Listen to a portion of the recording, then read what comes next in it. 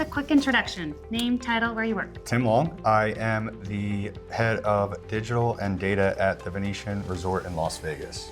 Titles don't mean a lot to a lot of people. So when somebody asks you, what do you do? What's your typical answer? I find ways to use technology to make the business run better. How many years of automation experience do you have? Traditional RPA, I would say 1, 2. I was at BlackRock for 2 years, DuPont another 2 years, and then Venetian I've been about 3 years. But even before that, my first job I was an accountant, and I figured out how to automate our entire system conversion process. So like I've always just naturally been attracted to automation.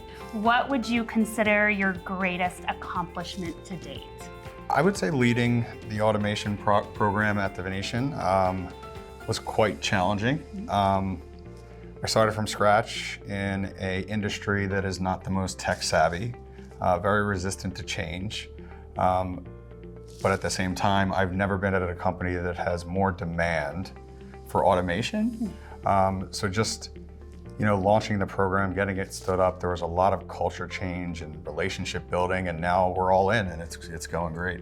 What product area in automation are you most familiar with and utilize? I would say, like everybody, probably UI automation, just typical RPA, just because that's where it started. But we're getting into other areas like chat bots and even mechanical bots and API-based integrations. So, as the market starts to mature, I like to add more and more tools to my tool belt. Is there any specific product area that you're really excited to learn more about? Well, just because it's such a buzzword right now, I would say generative AI. Yeah. Have you thought about any use cases at this point? We do, customer-facing chatbot. We have a tremendously large volume of calls that come down to our call center, and everything that happens in that call center is manual. So if I could get a chatbot that could actually conversate with our customers in a natural way and actually automate the fulfillment of their requests on the back end, like booking show tickets or bringing towels up to somebody's room, I would love to do it. We're actually going to start a pilot in a couple months. Cool, yeah. It's going to be fun. That's exciting. How do you actively engage in your professional community? Well, I'm in a couple of groups. So I'm in one group with, I think, probably half of Fortune 500 automation program leaders. We meet once a month. We meet with different companies, different leaders. They give their perspectives, and then we're constantly just chatting back and forth. Have you guys used this product? What do you think about it? What are the challenges? I would like to post a little bit more on LinkedIn.